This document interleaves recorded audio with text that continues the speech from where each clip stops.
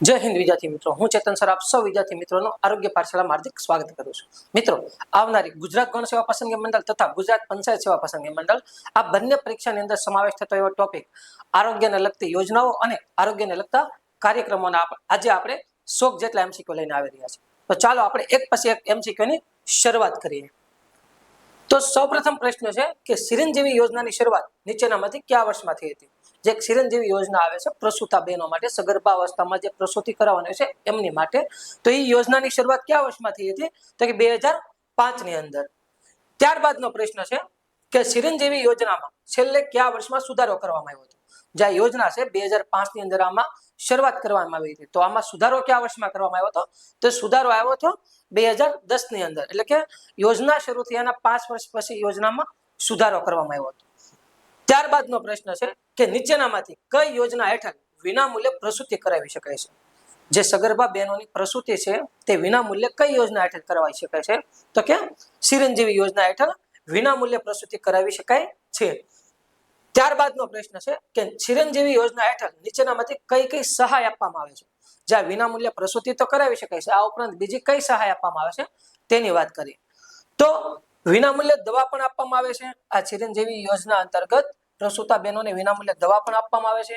આ ઉપરાંત ભાડા પેટે 200 રૂપિયા પણ આપવામાં આવે છે અને વિનામૂલ્યે પ્રસૂતિ પણ કરાવવામાં આવે છે. એટલે કે કોઈ સગર્ભા બહેનો ચિરંજીવી યોજના અંતર્ગત પ્રસૂતિ કરાવે તો તેમને વિનામૂલ્યે દવા પણ આપવામાં આવશે અને એને ઘરેથી હોસ્પિટલ સુધીનું જે અંતર હોય તેને અંતર્ગત 200 રૂપિયા ભાડા પેટે પણ આપવામાં આવશે.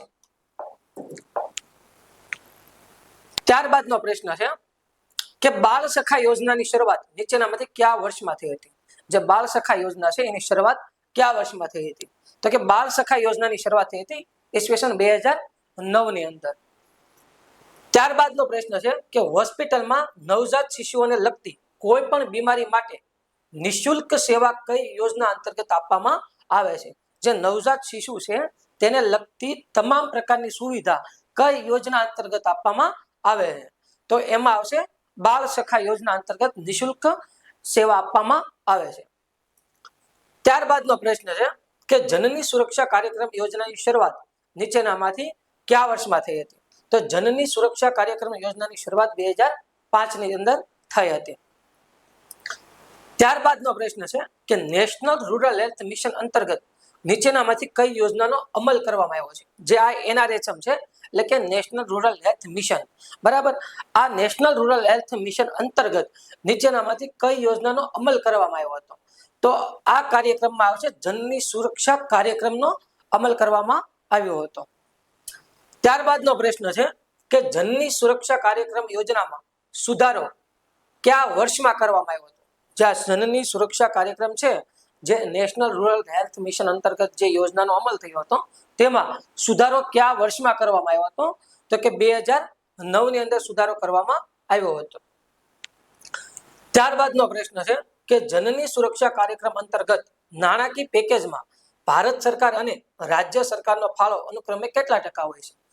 અલગ અલગ રાજ્યની અંદર ભારત સરકાર અને રાજ્ય સરકારનો હિસ્સો હોય છે. તો આની અંદર ભારત સરકાર અને રાજ્ય સરકારનો હિસ્સો છે 85% અને 15%.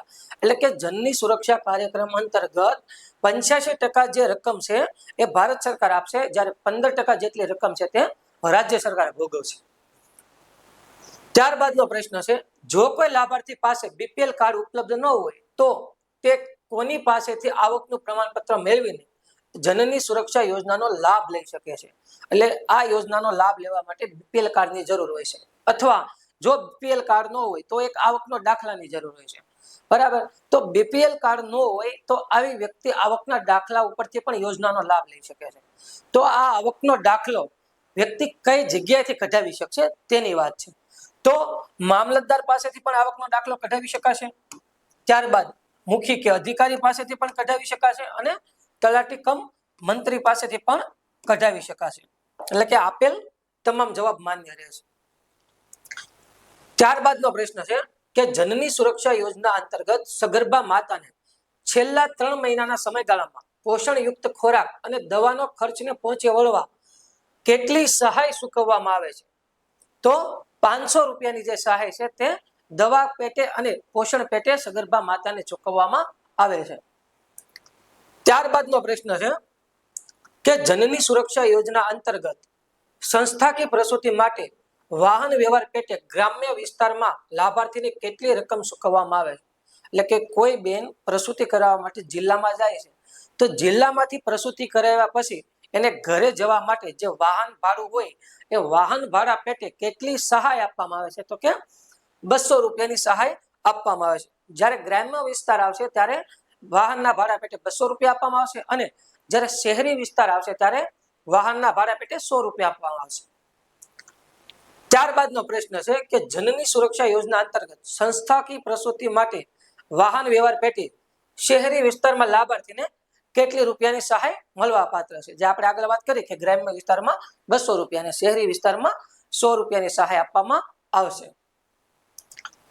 ત્યારબાદનો પ્રશ્ન છે કે ભારત સરકાર દ્વારા રાષ્ટ્રીય પરિવાર નિયોજન કાર્યક્રમ કયા વર્ષમાં શરૂ કરવામાં આવ્યો હતો? જે એમ કહેવાય ને કે રાષ્ટ્રીય પરિવાર નિયોજન કાર્યક્રમ ભારત સરકાર દ્વારા જે શરૂ કરવામાં આવ્યો તે વિશ્વમાં સૌપ્રથમ જે રાષ્ટ્રીય પરિવાર નિયોજન કાર્યક્રમ શરૂ કરનારો દેશ કોઈ હોય તો તે ભારત છે. તો આ ક્યારે શરૂ કરવામાં આવ્યો હતો? કે ઈસવીસન 1951માં. ત્યારબાદનો પ્રશ્ન છે કે રાષ્ટ્રીય પરિવાર નિયોજન યોજનામાં નાણાકીય સ્ત્રોત કોના તરફથી પૂરો પાડવામાં આવે છે? જે આ નાણાકીય સ્ત્રોત છે એટલે કે યોજનામાં જે ખર્ચો થાય છે એ ખર્ચો કોના દ્વારા પૂરો પાડવામાં આવે છે? તો એ ભારત સરકાર દ્વારા પૂરો પાડવામાં આવે છે. મોટા ભાગે આપણે કેવું હોય કે વિશ્વ બેંક આવે એટલે બધા વિશ્વ બેંક કરે, બરાબર, પરંતુ દર વખતે વિશ્વ બેંક કે યુનિસેફ નહીં હોય. તો આમાં કોણ આવશે? તો કે ભારત સરકાર. કેમ કે આ પ્રોગ્રામ આખો ભારત સરકારનો છે અને ભારત સરકારે તો એવું હતું કે વિશ્વમાં સૌપ્રથમ જો કોઈ કાર્યક્રમ લાવ્યો હોય પરિવાર નિયોજનને લગતો તો તે ભારત સરકાર હતો. તો આની અંદર જે સહાય પણ છે તે ભારત સરકાર દ્વારા જ આપવામાં આવશે. ત્યારબાદનો પ્રશ્ન છે કે રાષ્ટ્રીય પરિવાર નિયોજન યોજનામાં માપદંડ મુજબ મહિલા લાભાર્થીની ઉંમર કેટલા વર્ષની વચ્ચેની હોવી જોઈએ? જે આ પરિવાર નિયોજન કાર્યક્રમ છે જેમાં સ્ત્રી નસબંધી અને પુરુષ નસબંધી, બરાબર, અને નાના પરિવારની ભાવના માટેનો જે કાર્યક્રમ છે, તો આની માટે સ્ત્રીની પાત્રતા કેટલી હોવી જોઈએ તેની વાત છે. તો સ્ત્રીની ઉંમર 22 વર્ષથી લઈ 49 વર્ષની વચ્ચે હોવી જોઈએ. ત્યારબાદનો પ્રશ્ન છે કે રાષ્ટ્રીય પરિવાર નિયોજન યોજનાની હેઠળ મહિલા લાભાર્થી માટે પાત્રતાના માપદંડ બાબતે કયું વિધાન સાચું છે? એટલે કે જે મહિલા લાભાર્થી છે એના માટે કયું વિધાન સાચું છે? તો કે લગ્ન કરેલા હોવા જોઈએ. તો કે બરાબર છે કે કોઈ પણ જે પરિવાર નિયોજન કાર્યક્રમ માટે જે લાભાર્થી છે, જે સ્ત્રી લાભાર્થી, એમને લગ્ન કરેલા હોવા જોઈએ. આ ઉપરાંત પતિનું નસબંધીનું ઓપરેશન થયેલું ન હોવું જોઈએ, બરાબર.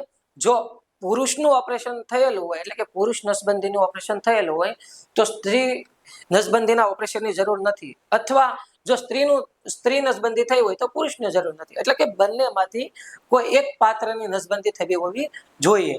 તો પેલું લગ્ન કરેલા હોવો જોઈએ સ્ત્રી, આ ઉપરાંત પતિનું નસબંધીનું ઓપરેશન ન થયેલું હોવું જોઈએ અને ઓછામાં ઓછું એક બાળક હોવું જોઈએ. તો કે આ 3 પાત્રતા આવશે. તો કે જવાબ આવશે આપેલ તમામ.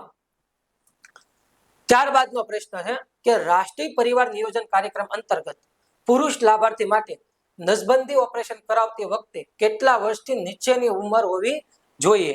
તો પુરુષ નસબંધી દરમિયાન 60 વર્ષથી નીચેની ઉંમર હોવી જોઈએ, બરાબર. 60 વર્ષથી ઉપરના વ્યક્તિને નસબંધીની આપણે કઈ જરૂર નથી.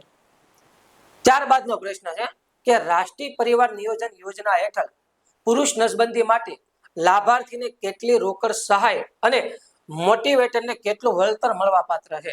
એટલે કે જે આ સરકાર તરફથી એક મોટિવેટર આવે છે કે ભાઈ કોઈ વ્યક્તિને નસબંધીના ઓપરેશન માટે એને મોટિવેટ કરે, એટલે કે પ્રેરણા આપે કે ભાઈ નાના કુટુંબની ભાવના શું હોય, બરાબર. તો નાના કુટુંબની ભાવના માટે ઓપરેશન કરાવવા માટે જે મોટિવેશન આપે તેને મોટિવેટર કહેશું, બરાબર.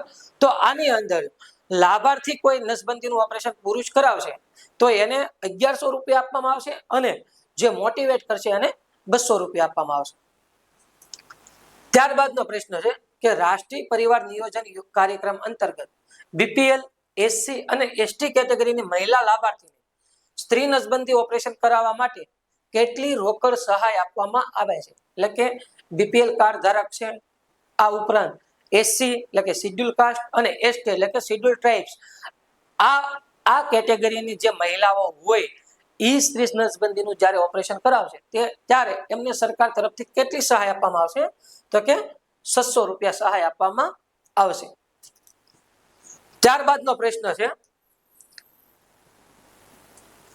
રાષ્ટ્રીય પરિવાર નિયોજન કાર્યક્રમ અંતર્ગત એપીએલ કેટેગરીની મહિલા લાભાર્થીને સ્ત્રી નસબંધી ઓપરેશન માટે કેટલી રોકડ સહાય મળવાપાત્ર છે એટલે કે બીપીએલ એસસી અને એસટી સિવાયની મહિલા જેને આપણે એપીએલ બરાબર તો એપીએલ ની અંદર કેટલી સહાય આપવામાં આવશે તો કે 250 રૂપિયા એટલે કે જો કોઈ લાભાર્થી એપીએલ કાર્ડ ધારક હશે અને એ સ્ત્રી નસબંધીનું ઓપરેશન કરાવશે તો એમને 250 રૂપિયા સરકાર તરફથી મળવાપાત્ર થશે.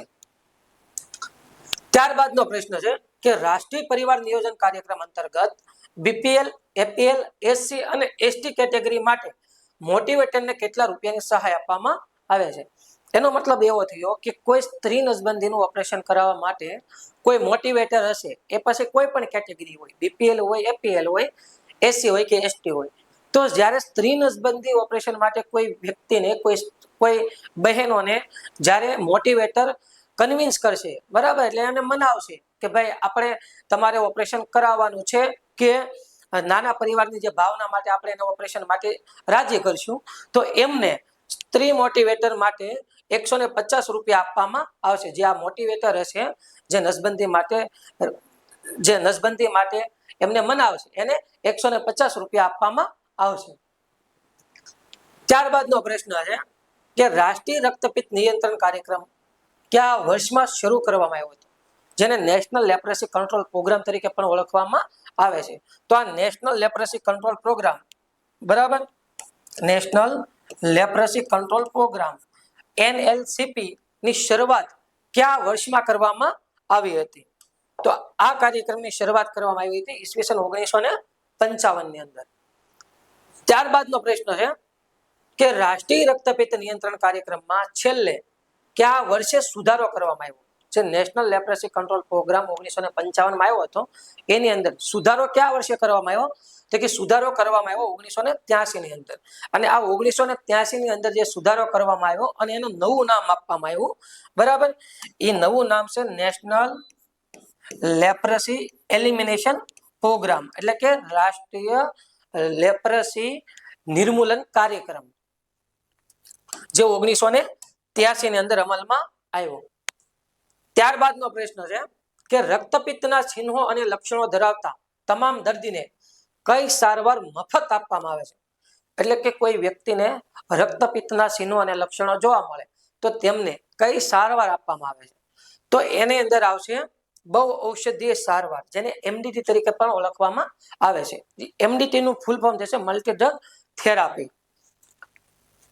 ત્યારબાદનો પ્રશ્ન છે કે પગમાં બધિરતા ધરાવતા રક્તપિત્તગ્રસ્ત દર્દીઓને કયા પ્રકારના બૂટ વર્ષમાં 2 વાર મફત પૂરા પાડવામાં આવે છે એટલે કોઈ લેપ્રસી ધરાવતો વ્યક્તિ છે અને એને પગમાં બધિરતા એટલે પગ સાવ ખોટા પડી ગયા છે બરાબર જેને અડવાથી એમ કહેવાય ને કે એને અડવાથી પણ ખબર નહીં પડતી હોય તો આવી વ્યક્તિને વર્ષમાં 2 વાર બૂટ આપવામાં આવે છે અને આ બૂટનું નામ છે માઇક્રોસેલ્યુલર રબર શૂઝ MCR તરીકે પણ ઓળખવામાં આવે છે જ્યાં લેપ્રસી માટે અલગથી બૂટ બનાવવામાં આવેલા હોય છે.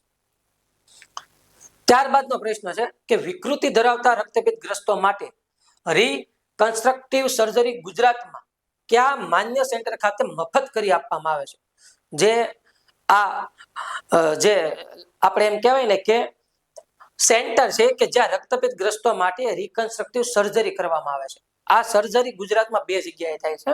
એમાં પહેલું આવશે સિવિલ હોસ્પિટલ અને SCG હોસ્પિટલ બરોડા બરાબર આ 2 જગ્યાએ આની સર્જરી કરવામાં આવે છે.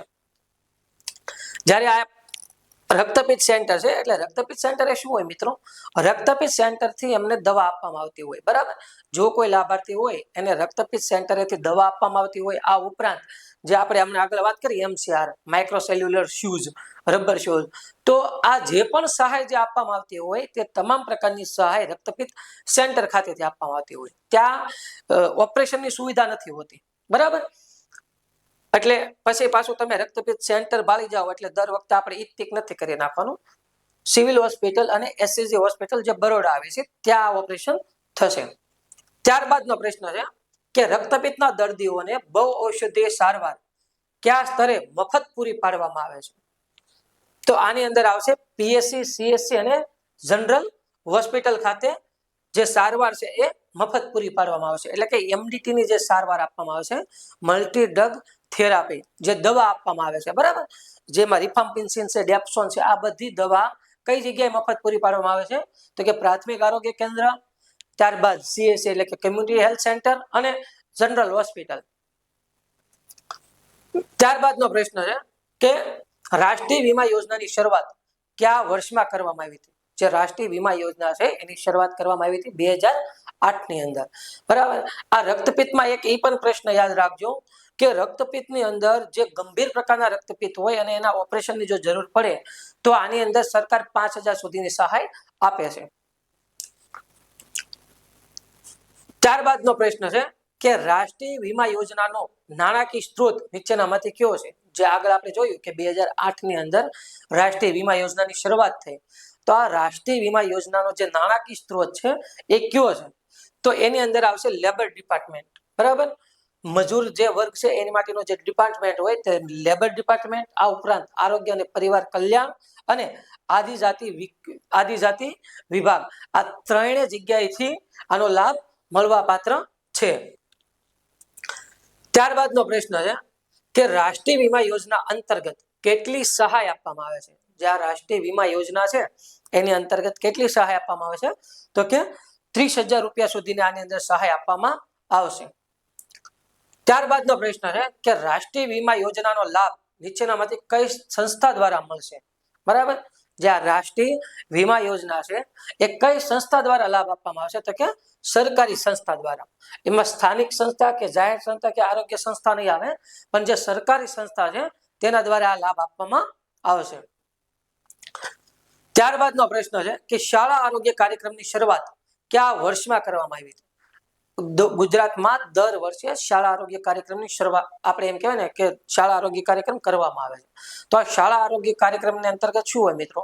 કે શાળાના જે બાળકો છે, બરાબર, ધોરણ 1 થી લઈને 10 કે 12 સુધીના જે બાળકો છે, તો આ બાળકોને સ્કૂલની અંદર જે એમ કહેવાય ને કે સામાન્ય બીમારી હોય અને એ ગંભીર સ્વરૂપ ધારણ ન કરે એના માટે શાળા આરોગ્ય કાર્યક્રમની શરૂઆત કરવામાં આવી હતી. તો આ શાળા આરોગ્ય કાર્યક્રમની શરૂઆત ગુજરાતમાં ઈસવીસન 1997 થી કરવામાં આવી હતી. ત્યારબાદ શાળા આરોગ્ય કાર્યક્રમ યોજનામાં છેલ્લે કયા વર્ષમાં સુધારો કરવામાં આવ્યો હતો? જે શાળા આરોગ્ય કાર્યક્રમ છે એમાં સુધારો કયા વર્ષે કરવામાં આવ્યો હતો? તો કે સુધારો 2010 ની અંદર કરવામાં આવ્યો હતો. ત્યારબાદનો પ્રશ્ન છે કે શાળા આરોગ્ય કાર્યક્રમ અંતર્ગત લાભાર્થી નીચેનામાંથી કોણ હોય છે? બરાબર. જે શાળા આરોગ્ય કાર્યક્રમ છે આની અંદર કોણ લાભ લઈ શકે છે? તો આની અંદર આવશે 5 વર્ષથી લઈને 18 વર્ષના તમામ બાળકો, એટલે કે પહેલા ધોરણ વાળો બાળકથી લઈ અને 18 વર્ષ એટલે કે 12મા સુધીના તમામ બાળકોની અંદર આમાં સમાવેશ થશે. આ ઉપરાંત 3 વર્ષથી લઈને 6 વર્ષમાં આંગણવાડીના બાળકોનો પણ સમાવેશ થતો હોય છે. ત્યારબાદનો પ્રશ્ન છે શાળા આરોગ્ય કાર્યક્રમ અંતર્ગત નીચેનામાંથી કઈ સહાય આપવામાં આવે છે? જે સહાય આપવાની વાત છે એટલે કે શાળા આરોગ્ય કાર્યક્રમ જે છે એની અંદર કઈ કઈ સેવા આપવામાં આવે છે? તો આની અંદર આરોગ્ય તપાસ કરવામાં આવશે. આ ઉપરાંત વિનામૂલ્ય ચશ્મા વિતરણ કરવામાં આવશે. એટલે કે તપાસ દરમિયાન કોઈ બાળકને નંબર છે એવું જણાય છે ડોક્ટરને, બરાબર. આ શાળા આરોગ્ય કાર્યક્રમની અંદર એક ટીમ હોય છે. આ ટીમની અંદર 2 ડોક્ટર હોય છે, બરાબર. એક મેલ ડોક્ટર હોય છે અને એક ફિમેલ ડોક્ટર હોય છે, અને એક એએનએમ હોય છે અને એક ડ્રાઈવર હોય છે, અને આ 4 લોકોની ટીમ હોય છે. આ 4 લોકોની ટીમમાં જે આરોગ્યની તપાસ કરવાની હોય છે, આ તપાસની અંદર જો કોઈ બાળકની અંદર કોઈ ખામી જોવા મળે તો એને આપણે શું કરશું? તો કે એ બાળકને એ ખામી માટે, ધારો કે કોઈ બાળક છે એમને નંબરની તકલીફ છે તો એમને વિનામૂલ્યે ચશ્મા અપાવશે. આ ઉપરાંત ગંભીર રોગ હશે, બરાબર, કોઈ બાળક પહેલામાં ભણે છે અને એને હૃદયની ગંભીર તકલીફ છે, બરાબર, બાળકને નથી ખબર કે એને હૃદયમાં કઈ તકલીફ છે. જ્યારે તપાસ દરમિયાન ડોક્ટરને એવું જાણવા મળ્યું કે બાળકને હૃદયમાં કઈક તકલીફ છે, તો આવા બાળકને સંદર્ભ સેવા દ્વારા એટલે કે સંદર્ભ કાર્ડ દ્વારા એને જિલ્લા હોસ્પિટલમાં રિફર કરશે અને ત્યાં એમની મફત સારવાર કરવામાં આવશે. ત્યારબાદનો પ્રશ્ન છે કે શાળા આરોગ્ય કાર્યક્રમ અંતર્ગત હૃદય, કિડની જેવી ગંભીર બીમારીવાળા બાળકોને નીચેનામાંથી કઈ હોસ્પિટલમાં વિનામૂલ્યે સારવાર આપવામાં આવશે? આ શાળા આરોગ્ય કાર્યક્રમની અંદર એમ કે સામાન્ય બીમારીથી લઈ અને ગંભીર બીમારી સુધીની તમામ સારવાર મફત આપવામાં આવે છે. જેમાં હૃદય અને કિડની જેવી ગંભીર બીમારી વાળું બાળક હશે તો એમને કઈ જગ્યાએ વિનામૂલ્યે સારવાર આપવામાં આવશે? તો આવી વ્યક્તિને સિવિલ હોસ્પિટલ, બરાબર, જે સિવિલ હોસ્પિટલ હોય છે ત્યાં વિનામૂલ્યે સારવાર આપવામાં આવશે. આમને પીએસસી કે સીએસસી કે એફઆરયુ માં નહીં હોય. કેમ કે ત્યાં એવા સાધન સગવડતા નહીં હોય. તો જ્યાં સુવિધાઓ હશે, સાધન સગવડતાની જે સુવિધાઓ હશે ત્યાં આગળ આની પ્રોપર સારવાર થશે. તો આમાં સિવિલ હોસ્પિટલ આવશે. ત્યારબાદનો પ્રશ્ન છે કે દીકરી યોજનાની શરૂઆત નીચેનામાંથી કયા વર્ષમાં કરવામાં આવી હતી? જો એક દીકરી યોજના છે અને એક વહાલી દીકરી યોજના છે. આ બંને યોજના અલગ અલગ છે, બરાબર. જો દીકરી યોજનાની વાત આવે તો 1989 ની અંદર આવશે. જ્યારે વહાલી દીકરી યોજના આવે તો વહાલી દીકરી યોજના 2 ઓગસ્ટ અને 2019 ની અંદર વિજયભાઈ રૂપાણી દ્વારા ગુજરાત સરકારની અંદર કરવામાં આવી હતી, બરાબર. તો આ વહાલી દીકરી યોજના અને દીકરી યોજના બંને અલગ અલગ છે, ખાસ યાદ રાખજો. જો ખાલી દીકરી યોજના આવે તો 1989 અને વહાલી દીકરી યોજના આવે તો 2019. ત્યારબાદનો પ્રશ્ન છે કે દીકરી યોજનામાં છેલ્લે કયા વર્ષમાં સુધારો કરવામાં આવ્યો હતો? જે 1989 ની અંદર જે આ દીકરી યોજના આવી તેમાં સુધારો કયા વર્ષે કરવામાં આવ્યો? તો કે એક વર્ષ પછી તરત, એટલે કે 1990 ની અંદર આ યોજનામાં સુધારો કરવામાં આવ્યો.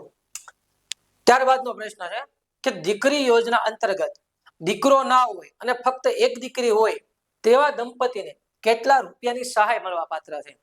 એટલે કે આ દીકરી યોજના અંતર્ગત ફક્ત એક દીકરી હોય, બરાબર, બીજું કાંઈ નહીં, એટલે કે દીકરો ન હોય અને દીકરી પણ ન હોય, ફક્ત એક દીકરી હોય તો આવા દંપતીને 6000 રૂપિયાની સહાય આપવામાં આવશે, બરાબર. ત્યારબાદનો પ્રશ્ન છે કે દીકરી યોજના અંતર્ગત દીકરો ના હોય અને ફક્ત 2 દીકરી હોય તેવા દંપતીને કેટલા રૂપિયાની સહાય મળવા પાત્ર છે? જો ફક્ત એક દીકરી હતી ત્યારે આપણે 6000 રૂપિયાની સહાય આપવામાં આવતી હતી, બરાબર. એક દીકરી હોય, દીકરો ન હોય અને દીકરી પણ ન હોય, ફક્ત એક દીકરી હોય તો 6000 યાદ રાખજો. અને 2 દીકરી હોય, દીકરો ન હોય, ફક્ત 2 દીકરીઓ હોય તો 5000 રૂપિયા સહાય આપવામાં આવશે. ત્યારબાદનો પ્રશ્ન છે કે મમતા તરુણી યોજનાની શરૂઆત નીચેનામાંથી કયા વર્ષમાં કરવામાં આવી હતી? મમતા તરુણી યોજનાની શરૂઆત 2009 ની અંદર કરવામાં આવી હતી. મમતા તરુણી યોજનાના લાભાર્થી નીચેનામાંથી કોણ હોય છે? જ્યાં 2009 ની અંદર જે યોજનાની શરૂઆત કરવામાં આવી હતી આના લાભાર્થી કોણ હોય છે? તો કે આના લાભાર્થીમાં આવશે 10 થી 19 વર્ષની કિશોરીઓ જે શાળાએ જતી ન હોય, બરાબર. જે દીકરીઓ શાળાએ જતી નથી એવી 10 વર્ષથી લઈ 19 વર્ષની જે દીકરીઓ છે તેનો સમાવેશ આ યોજના અંતર્ગત કરવામાં આવશે.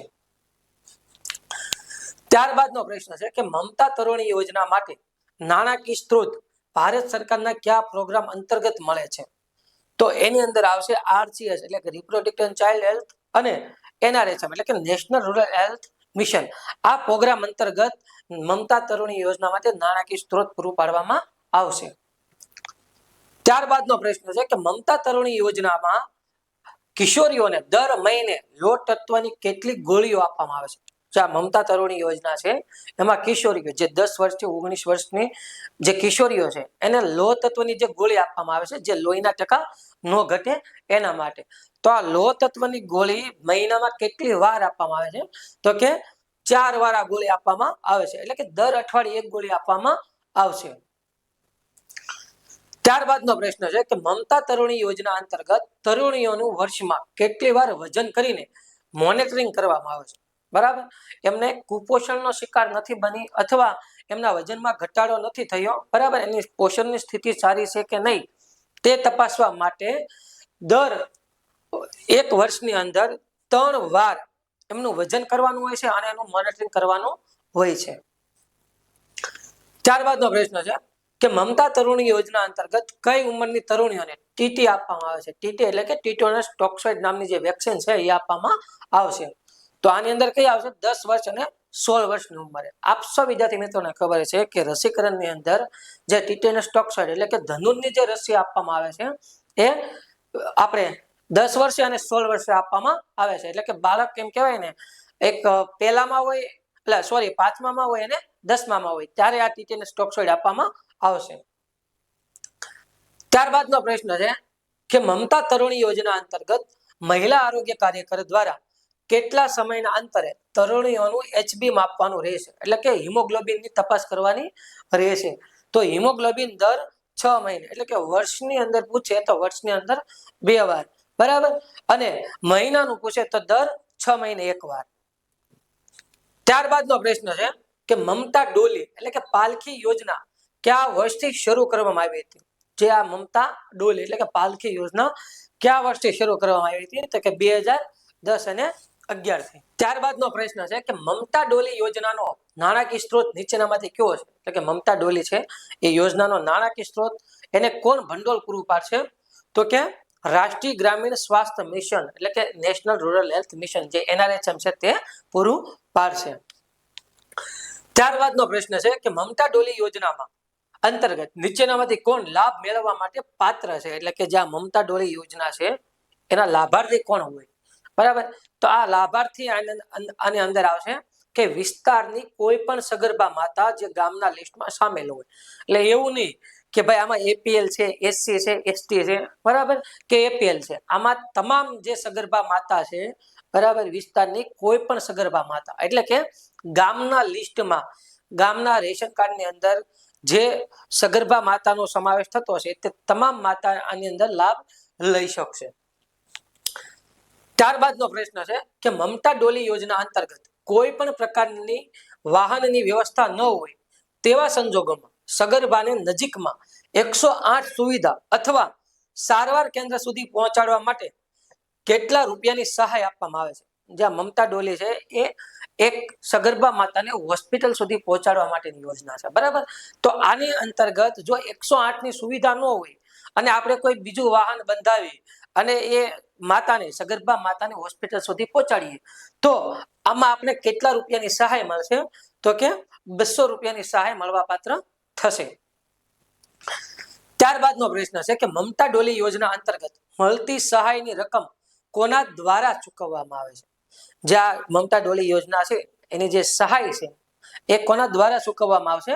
તો કે ગ્રામ્ય આરોગ્ય સ્વચ્છતા સમિતિ છે એના દ્વારા આ સહાય ચૂકવવામાં આવશે, બરાબર. જિલ્લા પંચાયત કે સીધે બેંક ખાતામાં નહીં આવે અને તાલુકા પંચાયત દ્વારા પણ નહીં આવે, પણ કોના દ્વારા આવશે? કે હરેક ગામની અંદર ગ્રામ્ય આરોગ્ય સ્વચ્છતા સમિતિ હોય છે. આ ગ્રામ્ય આરોગ્ય સ્વચ્છતા સમિતિ અંતર્ગત આ જે 200 રૂપિયાની જે સહાય છે તે મળવા પાત્ર થશે. ત્યારબાદનો પ્રશ્ન છે કે બાળ વિકાસ અને પોષણ કેન્દ્ર, બરાબર, CDNC યોજના કયા વર્ષથી શરૂ કરવામાં આવી હતી? તો આ યોજનાની શરૂઆત કરવામાં આવી હતી 2008 અને 9 ની અંદર. ત્યારબાદનો પ્રશ્ન છે કે બાળ વિકાસ અને પોષણ કેન્દ્ર એટલે કે CDNC યોજનામાં છેલ્લે કયા વર્ષમાં સુધારો કરવામાં આવ્યો હતો? તો કે સુધારો કરવામાં આવ્યો હતો કે 2009 અને 10 ની અંદર. ત્યારબાદનો પ્રશ્ન છે કે બાળ વિકાસ અને પોષણ કેન્દ્ર એટલે કે CDNC યોજના અંતર્ગત કયા વય જૂથના અને કેવા બાળકો લાભ મેળવવા માટે પાત્ર છે? હવે યોજનાના નામ ઉપરથી મિત્રો આપને ખબર પડશે કે આ પોષણ માટેની યોજના છે, બરાબર. જે બાળકો કુપોષિત હોય તેમને પોષણક્ષમ આહાર માટેની જે યોજના છે જેને CDNC કહેવામાં આવે છે, એટલે કે બાળ વિકાસ અને પોષણ કેન્દ્ર, બરાબર. તો આને અંદર પાત્રતા શું હશે? એટલે કે આ યોજનાનો લાભ કોણ લઈ શકશે? તો કે આ યોજનાનો લાભ 6 માસથી લઈ 5 વર્ષ સુધીના ગામના તમામ અતિ કુપોષિત બાળકો એટલે કે 6 મહિનાનું જે બાળક હશે ત્યારથી લઈ 5 વર્ષ સુધીનું તમામ બાળકો જે અતિ કુપોષિત છે, બરાબર, જેમનું એમ કહેવાય ને કે પોષણની સ્થિતિ બહુ ખરાબ છે, તો કે આવા બાળકો આ યોજનાનો લાભ લઈ શકશે. ત્યારબાદનો પ્રશ્ન છે કે બાળ વિકાસ અને પોષણ કેન્દ્ર અતિ કુપોષિત બાળકોમાં દાખલ કરી કેટલા દિવસ સુધી તબીબી સારવાર તેમજ પોષણયુક્ત સંભાળ આપવામાં આવે છે? તો આની અંદર આવશે 10 દિવસ. એટલે કે કોઈ બાળક અતિ કુપોષિત છે તો એમને 10 દિવસ સુધી આ કેન્દ્રમાં રાખવામાં આવશે અને ત્યાં આગળ આ બાળકોને તમામ પ્રકારની સુવિધા એટલે કે પોષણને લગતી તમામ પ્રકારની સુવિધા આપવામાં આવશે. તો કે 10 દિવસ સુધી તેમને તબીબી સંભાળ આપવામાં આવશે. ત્યારબાદનો પ્રશ્ન છે કે બાળકના પોષણ ઉપરાંત માતાને બાળક વિકાસ અને પોષણ કેન્દ્ર પર કઈ બાબતની જાણકારી કે શિક્ષણ આપવામાં આવે છે? એટલે કે માતાને શું સમજાવવામાં આવે છે કે બાળકની કુપોષણની જે સ્થિતિ છે તે સારી થઈ શકે. તો માતાને સમજાવવામાં આવે છે કે ઓછા ખર્ચે પોષણયુક્ત આહાર કેવી રીતે બનાવવો અને સ્વચ્છતાયુક્ત બાળકને આહાર કેવી રીતે આપવો. ત્યારબાદનો પ્રશ્ન છે કે બાળકની માતાને વેજ લોસ તરીકે પ્રતિદિન કેટલા રૂપિયા અને કેટલા દિવસ ચૂકવવામાં આવે છે? એટલે કે જે બાળકનું વજન ઓછું હોય તો આવા બાળકને કેટલા રૂપિયા અને કેટલા દિવસ આપવામાં આવે? તો કે 50 રૂપિયા પ્રતિદિન 10 દિવસ સુધી આપવામાં આવે. બરાબર, રોજ 50 રૂપિયા આપવામાં આવે 10 દિવસ સુધી, અને ટોટલ એમ કહેવાય ને કે 500 રૂપિયા થશે. ત્યારબાદનો પ્રશ્ન છે કે બાળ વિકાસ અને પોષણ કેન્દ્ર સીડીએનસી યોજના અંતર્ગત બાળકને કેન્દ્ર પર રિફર કરવા માટે આંગણવાડી કાર્યકર અથવા આશા બહેનને મોટિવેશન ચાર્જ તરીકે કેટલા રૂપિયા આપવામાં આવે છે? એટલે કે આશા વર્કર અથવા આંગણવાડી વર્કર દ્વારા, આંગણવાડી બેન દ્વારા જે આવા બાળકને ઓળખવામાં આવે છે અને એમને જે સીડીએનસી જે સેન્ટર છે ત્યાં રિફર કરવા માટે એને મોટિવેટ કરવામાં આવશે, જે બાળક અતિ કુપોષિત છે એમની માતાને. તો આવી માતાને જ્યારે મોટિવેશન કરશે ત્યારે આશા વર્કર અને જે આંગણવાડી તેડાગર બહેનો છે એમને 50 રૂપિયાની સહાય આપવામાં આવશે. ત્યારબાદનો પ્રશ્ન છે કે રાષ્ટ્રીય વાહકજન્ય રોગ નિયંત્રણ કાર્યક્રમ એટલે કે એનવીબીડીસીપી કયા વર્ષમાં શરૂ થયો હતો? જે national vector borne disease control program એ કયા વર્ષની અંદર શરૂ થયો હતો? તો કે 2003 અને 4 ની અંદર આ કાર્યક્રમની શરૂઆત થઈ હતી.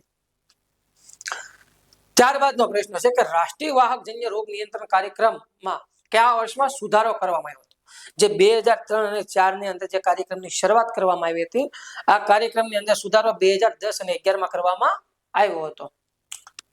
ત્યારબાદનો પ્રશ્ન છે કે રાષ્ટ્રીય વાહકજન્ય રોગ નિયંત્રણ કાર્યક્રમ અંતર્ગત નીચેનામાંથી કઈ સહાય પૂરી પાડવામાં આવે છે?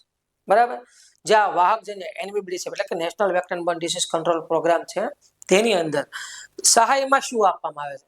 બરાબર, તો સહાયની અંદર આપણે વાત કરીએ તો સહાયની અંદર મચ્છરદાની વિતરણ કરવામાં આવશે. મચ્છર વિરોધી દવા આપવામાં નહીં આવે. બરાબર, ખાલી ને ખાલી મચ્છરદાની, જે દવાયુક્ત મચ્છરદાની હશે તે મચ્છરદાનીનું વિતરણ કરવામાં આવશે. અને આ મચ્છરદાની એમ કહેવાય ને કે જે દવાયુક્ત કરેલી મચ્છરદાની હોય એ 2.5 વ્યક્તિના કુટુંબ દીઠ એક આપવામાં આવે છે. બરાબર, પરીક્ષામાં યાદ રાખજો કે મચ્છરદાનીનું જે રાષ્ટ્રીય વાહકજન્ય રોગ નિયંત્રણ અંતર્ગત મચ્છરદાનીનું વિતરણ કેટલા સભ્ય દીઠ કરવામાં આવે છે? તો કે 2.5 સભ્ય. તમને એમ થશે કે સાહેબ 2.5 એટલે? બરાબર, એટલે કે એક એમ કહેવાય ને કે 2.5 માણસો દીઠ 5 વ્યક્તિ હોય તો 2 મચ્છરદાની અને 3 આપણે 2.5 એટલે કે આપણે એવું સમજવાનું કે ભાઈ એક માતા પિતા અને એક એનું નાનું બાળક. બરાબર, તો 2.5 વ્યક્તિ દીઠ એક મચ્છરદાનીનું વિતરણ કરવામાં આવશે.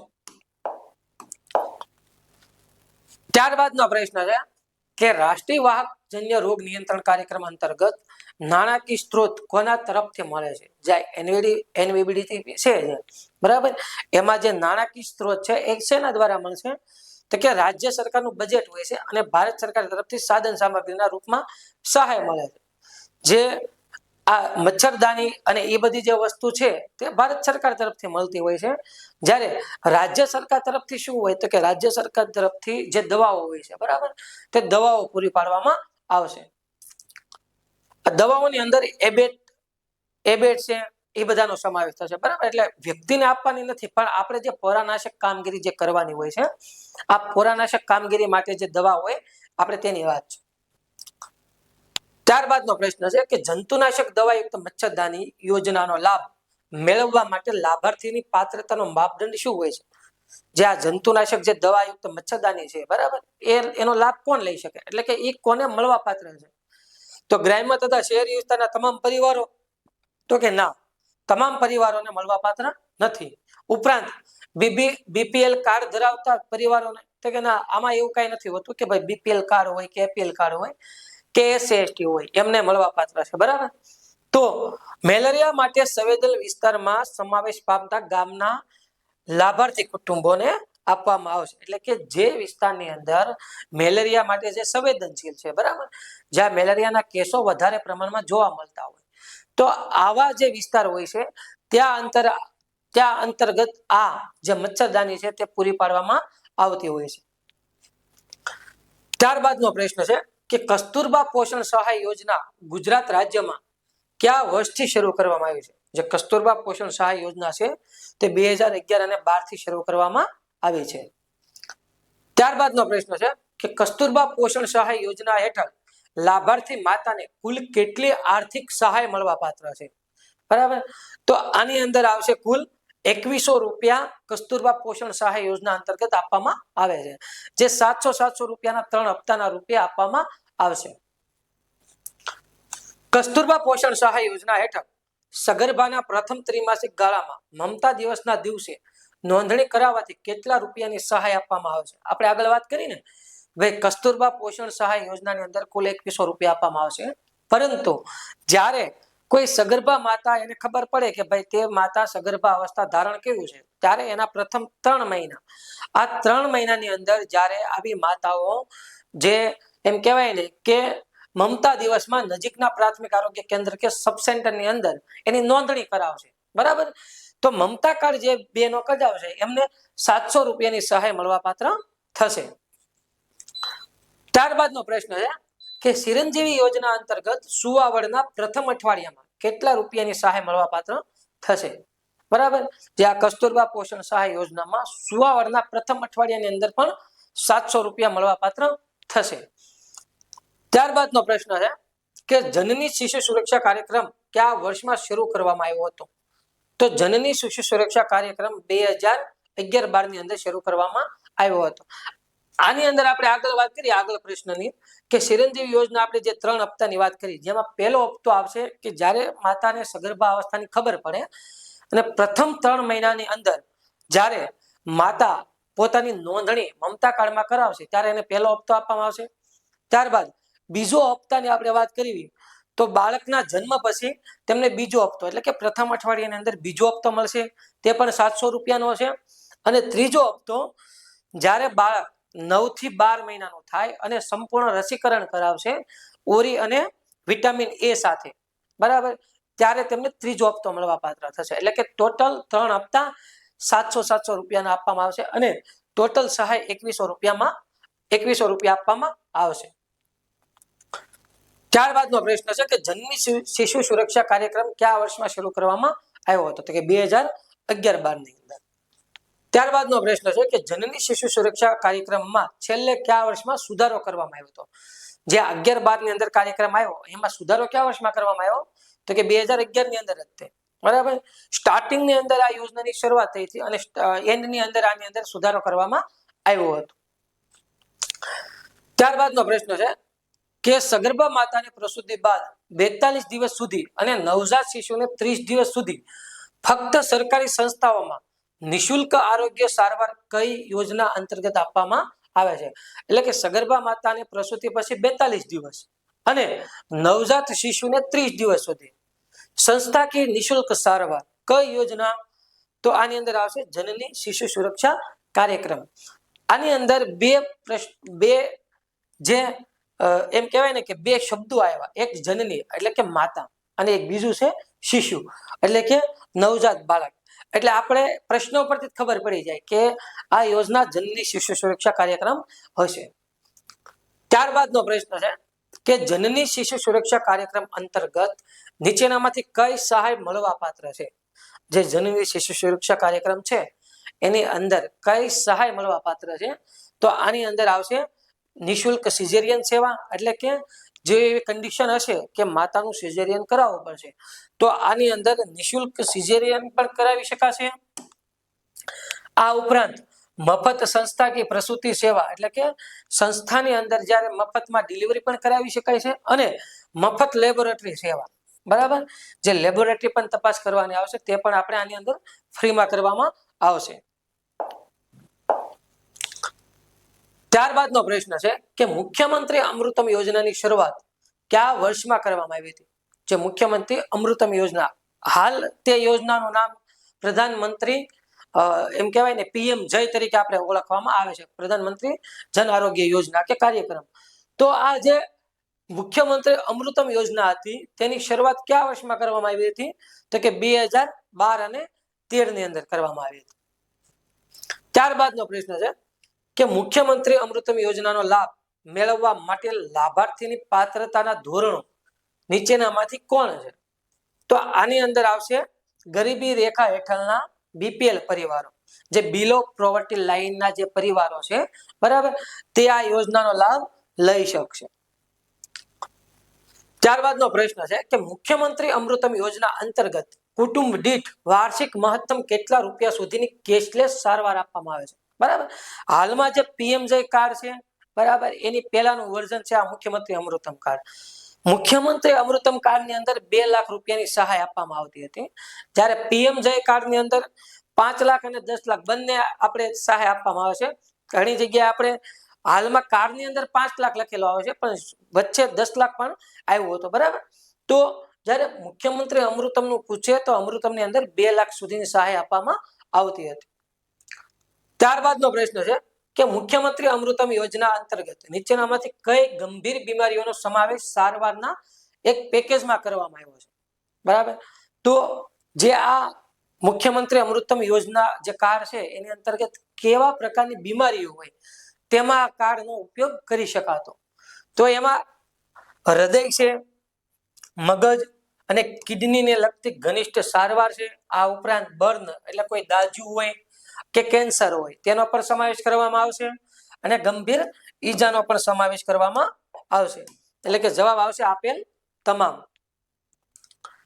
ત્યારબાદનો પ્રશ્ન છે કે મુખ્યમંત્રી અમૃતમ યોજના અંતર્ગત લાભાર્થી કઈ હોસ્પિટલમાં સારવાર મેળવી શકે છે? જેમ પીએમજયની અંદર કેમ હોસ્પિટલનું એક લિસ્ટ આવતું કે ભાઈ એટલી હોસ્પિટલની અંદર પીએમજય કાર્ડ હાલ છે, એવી જ રીતે મુખ્યમંત્રી અમૃતમમાં પણ એ સિસ્ટમ હતી. તો આની અંદર જે નિયત ચેકલિસ્ટ અનુસાર કરારબદ્ધ હોસ્પિટલો, એટલે કે સરકારે જે હોસ્પિટલ સાથે કરાર કર્યો હોય કે મુખ્યમંત્રી અમૃતમ કાર્ડની અંતર્ગત આ હોસ્પિટલની અંદર સારવાર આપવામાં આવશે, તો એવી હોસ્પિટલનો આની અંદર સમાવેશ કરવામાં આવશે. ત્યારબાદનો પ્રશ્ન છે કે મમતા સખી યોજનાની શરૂઆત કયા વર્ષમાં કરવામાં આવી હતી? મમતા સખી યોજનાની શરૂઆત કયા વર્ષમાં કરવામાં આવી હતી? તો કે 2011-12 ની અંદર. મમતા સખી યોજના શું છે મિત્રો? કે મમતા સખી યોજના અંતર્ગત જે સગર્ભા માતા છે તેની સાથે જે હોસ્પિટલની અંદર એમના કુટુંબના કોઈ વ્યક્તિ અથવા એમના સગાવાલા, બરાબર, જે સગર્ભા માતાની સાથે રહેશે અને એમની સેવા કરશે એને મમતા સખી કહેવાય. તો આ મમતા સખી યોજનાની શરૂઆત 2011-12 ની અંદર કરવામાં આવી હતી. હવે આ યોજનામાં સુધારો કયા વર્ષમાં કરવામાં આવ્યો હતો? તો કે આ યોજનામાં સુધારો એ પણ 2011 ની અંદર જ કરવામાં આવ્યો હતો. ત્યારબાદનો પ્રશ્ન છે કે રાજ્યના તમામ સરકારી દવાખાનામાં તમામ પ્રસૂતા બહેનોને નીચેનામાંથી કઈ યોજનાનો લાભ મળવા પાત્ર છે? એટલે કે તમામ પ્રકારના સરકારી દવાખાનાની અંદર તમામ પ્રસૂતા બહેનો એટલે કે જે સગર્ભા માતા છે તેમને કઈ યોજનાનો લાભ મળવા પાત્ર છે? તો એની અંદર આવશે મમતા સખી યોજના. તો કે તમામ હોસ્પિટલની અંદર મમતા સખી અંતર્ગત તેમના પરિવારના અથવા કોઈ કુટુંબની વ્યક્તિ જે પ્રસૂતા માતા છે તેમની સાથે રાખી શકશે. હવે આની અંદર સહાયની વાત કરીએ મિત્રો, તો કે આની અંદર કોઈ પણ પ્રકારની સહાય આપવામાં નથી આવતી, બરાબર. આપણે કેમ અમુક જગ્યાએ મોટિવેટરને 150 રૂપિયા, 200 રૂપિયા કે 50 રૂપિયા આપવામાં આવતા હતા, પરંતુ આની અંદર મમતા સખી યોજના અંતર્ગત કોઈ સહાય આપવામાં નથી આવતી, પરંતુ એક માતાને પોતાની કોઈ અંગત વ્યક્તિ એમની બાજુમાં હોય, બરાબર, તો એમને સારું રહે એના માટે આ યોજનાની શરૂઆત કરવામાં આવી હતી. ત્યારબાદનો પ્રશ્ન છે કે મિશન બલમ સુખમ યોજના હેઠળ કયા વય જૂથના કુપોષિત અને અતિ કુપોષિત બાળકોને લાભ મળવા પાત્ર છે? જે કુપોષિત અને અતિ કુપોષિત બાળકો માટેની યોજના છે મિશન બલમ સુખમ, તો આમાં કયા બાળકોને લાભ મળવા પાત્ર છે? તો કે 0 થી 5 વર્ષ સુધીના જે બાળકો છે, બરાબર, 0 થી 5 વર્ષ સુધીના બાળકોને મિશન બલમ સુખમ યોજના અંતર્ગત લાભ મળવા પાત્ર થશે. ત્યારબાદનો પ્રશ્ન છે કે મિશન બલમ સુખમ અંતર્ગત નજીકની સારવારની જરૂરિયાત વાળા કુપોષિત બાળકોને કયા કેન્દ્રો પર તબીબી સારવાર અને પોષણ પુનર્વસન અર્થે મોકલવામાં આવે છે? એટલે કે જો બાળક કુપોષિત હોય તો આવા બાળકને પોષિત કરવા માટે કયા કેન્દ્ર પર મોકલવું? તો આવા બાળકને સીએમટીસી અને એનઆરસી, બરાબર. આ સીએમટીસી તાલુકા કક્ષાએ હોય છે, બરાબર. ચાઇલ્ડ માલ ન્યુટ્રિશન સેન્ટર હોય છે અને બીજું હોય છે એનઆરસી, ન્યુટ્રિશન રિહેબિલિટેશન સેન્ટર. તો આ બંને જે છે એક તાલુકા કક્ષાએ હોય છે અને એક જિલ્લા કક્ષાએ હોય છે. તો કે આ બંને જગ્યાએ એમને મોકલી શકાય છે. ત્યારબાદનો પ્રશ્ન છે કે મિશન બલક સુખમ અંતર્ગત ગામના તમામ બાળકોની નોંધણી કરી અનુક્રમે તંદુરસ્તી અને સ્ક્રીનિંગ કરવાની કામગીરી કોની છે? એટલે કે ગામની અંદર જેટલા પણ બાળકો છે 0 થી 5 વર્ષના, બરાબર, એમાંથી કુપોષિત કોણ છે અને અતિ કુપોષિત કોણ છે અને સુપોષિત કોણ છે, આ તમામ બાળકોની નોંધણી કરવાની જવાબદારી કોની છે? તો કે આંગણવાડી કાર્યકરની, બરાબર. તો આવા તમામ બાળકોની નોંધ આંગણવાડી કાર્યકર રાખશે. મમતા દિવસે અને હોસ્પિટલમાં ઓપીડી દરમિયાન મળતા કુપોષિત બાળકોનું સ્ક્રીનિંગ કરી તેમને ક્યાં રિફર કરવામાં આવે છે? જે એએનએમ બહેનો અને એમપીડબ્લ્યુ ભાઈઓ મમતા દિવસનું આયોજન કરે છે. આ આયોજન દરમિયાન અને ઓપીડી દરમિયાન, એટલે કે સબ સેન્ટર કક્ષાએ જ્યારે આપણે ઓપીડી કરતા હોઈએ ત્યારે ઓપીડી ની અંદર કોઈ આપણે એવું બાળક મળે, કુપોષિત બાળક, તો આપણે એનું સ્ક્રીનિંગ કરશું, બરાબર. આપણે એમને જોશું કે ભાઈ આ બાળકનો બીએમઆઈ કેટલો છે, બરાબર.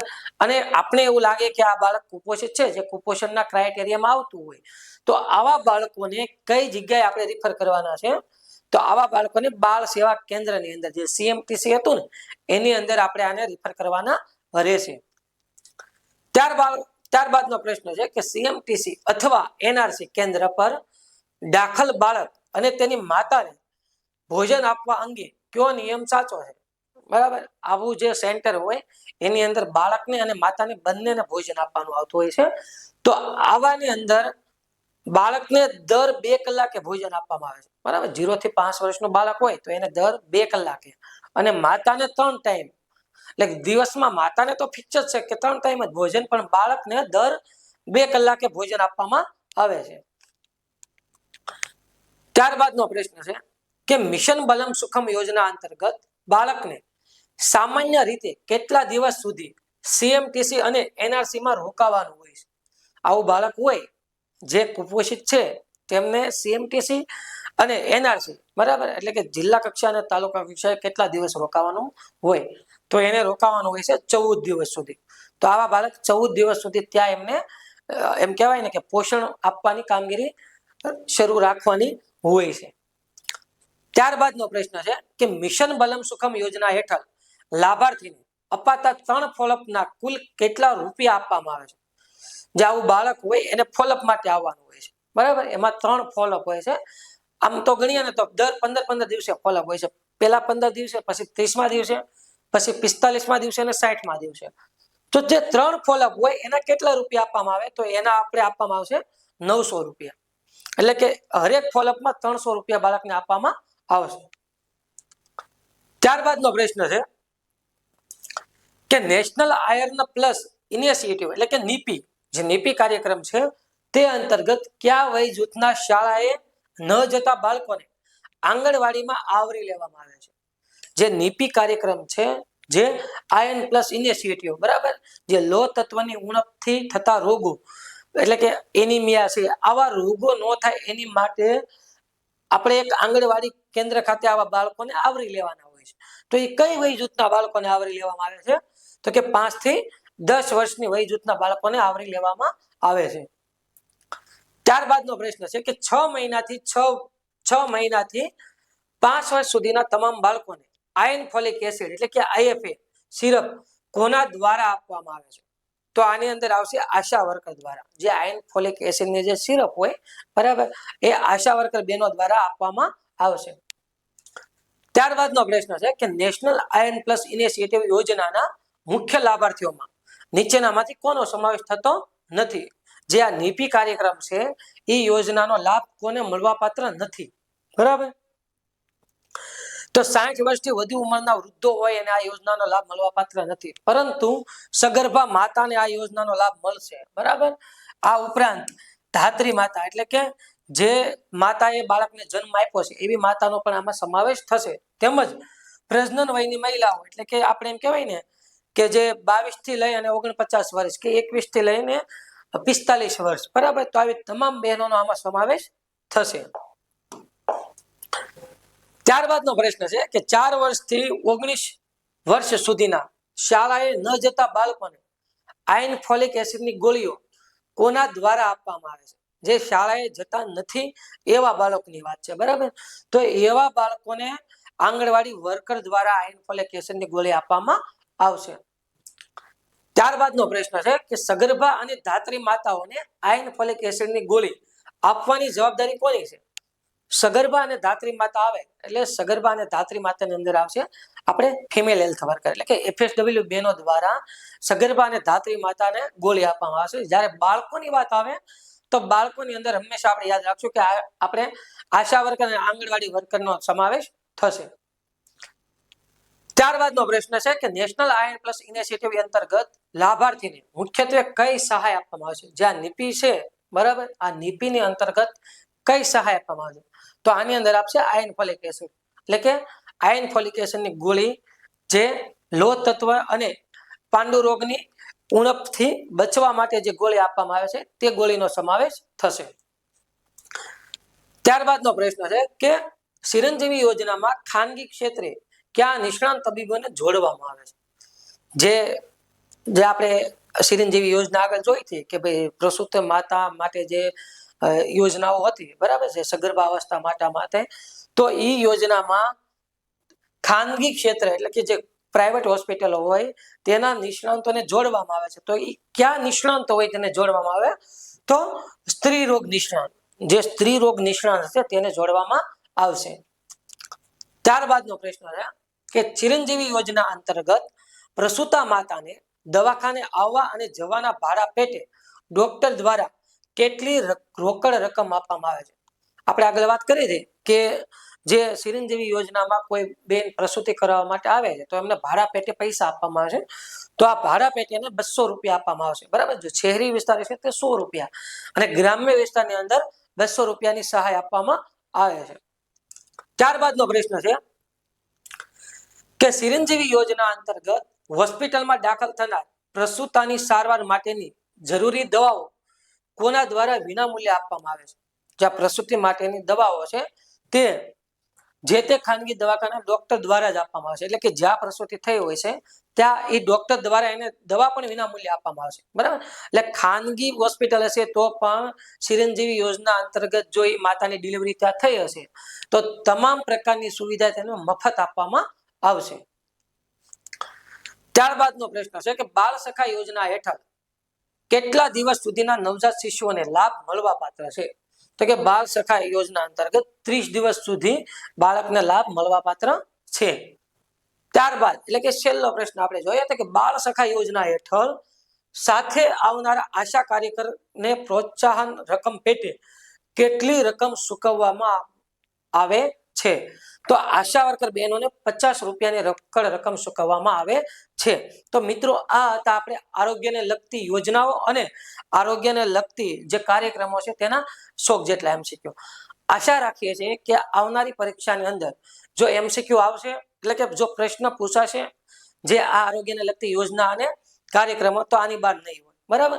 અને ટૂંક સમયની અંદર આપણે જે હાલમાં નવા કાર્યક્રમો અને નવી જે યોજના છે તેમના પણ આપણે પ્રશ્ન લઈને આપણે તમારી સમક્ષ આવશું.